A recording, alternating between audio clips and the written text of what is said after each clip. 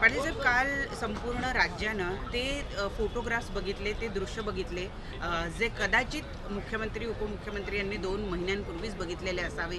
अख्खा महाराष्ट्र रडतोय संतोष देशमुख यांच्या ज्या निर्घृणपणे हत्या करण्यात आलेली आहे ते फोटोग्राफ्स बघून। आपली काय प्रतिक्रिया आहे या संपूर्ण प्रकरणावर? मला वाटतं ही सगळी माहिती गृह खातं म्हणून सन्मान्य मुख्यमंत्री महोदयांना असायला हवी होती अशी आमची धारणा आहे। कारण की ज्यावेळी राज्यामध्ये एखादी घटना होती त्यावेळी किमान इन्व्हेस्टिगेशन ऑफिसर्स जे गृहमंत्र्यांना ब्रीफ करतात, त्यातले पुरावे काय आहेत, हा विषय एवढा राज्यभर या ठिकाणी महत्त्वाचा होता। चार्जशीट ज्यावेळी फाईल झाली त्यावेळी कदाचितसुद्धा ही माहिती वरिष्ठांनी दिली होती का नाही मुख्यमंत्री महोदयांना याची आम्हाला कल्पना नाही। परंतु काल ज्यावेळी जे फोटो व्हायरल झाल्यानंतर तमाम महाराष्ट्र हळहळला, आम्ही या ठिकाणी हळहळलो की या दुर्दैवी मृत्यूला जबाबदार असणाऱ्यांना शासन कधी होणार असा प्रश्न महाराष्ट्रातली जनता विचारते। आणि म्हणून आम्हाला अपेक्षा आहे की सरकारनं आता या संदर्भातलं स्टेटमेंट द्यावं। जी कारवाई महाराष्ट्रातली जनता धनंजय मुंडेंच्या बाबतीत अपेक्षित आहे ती होईल अशी आम्हाला आशा वाटते। आज विरोधकांनी सभागृह न चालू देण्याचा निर्णय घेतला असल्याची माहिती मिळते। जोवर राजीनामा नाही तोपर्यंत सभागृह नाही। आता आम्ही एकत्रित बसू, कारण की सकाळी आमची बैठक 10 वाजता असतेच। आम्ही एकत्रित बसू आणि आज दिवसभरामध्ये कुठल्या मुद्द्यांवर पुढे जायचा हा निर्णय आमचा एक 10-15 मिनिटात होईल।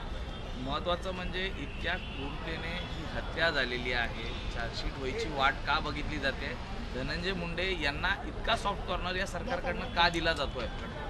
नाही, ज्यावेळी उपमुख्यमंत्री अजितदादांनी मध्ये स्टेटमेंट केलं की मी सुद्धा राजीनामा दिला होता, त्यावेळी आम्हाला वाटलं होतं की स्वतः ते राजीनामा देतील, अधिवेशनाच्या आधी राजीनामा देतील।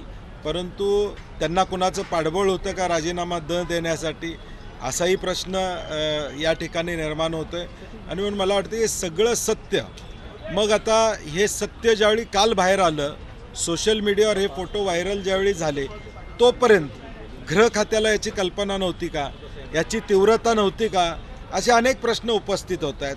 मग जे मी मगाशी म्हटलं तसं इन्व्हेस्टिगेशन ऑफिसर्सनी ही माहिती गृहमंत्री महोदयांना दिली नव्हती का, म्हणजे ते खातं आज मुख्यमंत्री महोदयांच्याकडे आहे। आणि म्हणून अनेक प्रश्न आहेत, त्याची उत्तरं कदाचित सभागृहामध्ये मुख्यमंत्री महोदय देतील की ही माहिती 2 महिने होती ती लपवून का ठेवण्यात आली होती, हे वास्तव सभागृहाला, आम्हाला आणि महाराष्ट्राला कळणं गरजेचं आहे। असाच एक मुद्दा म्हणजे प्रशांत कोरटकर याला सुद्धा अजून अटक झालेली नाहीये आणि आज त्या मुद्द्यावर सुद्धा विरोधक आक्रमक होतील अशी माहिती। छत्रपती शिवाजी महाराज ही आमची अस्मिता आहे।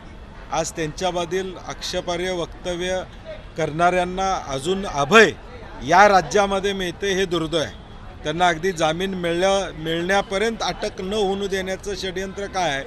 आणि म्हणून छत्रपती शिवाजी महाराजांचं नाव एका बाजूला घ्यायचं आणि दुसऱ्या बाजूला मात्र त्यांचा अवमान करणाऱ्याला कुठलंही शासन द्यायचं नाही। श्रीमंत छत्रपती शाहू महाराजांनी देखील काल सांगितलेलं आहे की त्यांना अटक करावी। आमची अपेक्षा आहे की त्यांना अटक झाली पाहिजे आणि कायद्याच्या चौकटीत त्यांच्यावर कारवाई झाली पाहिजे। थँक्यू।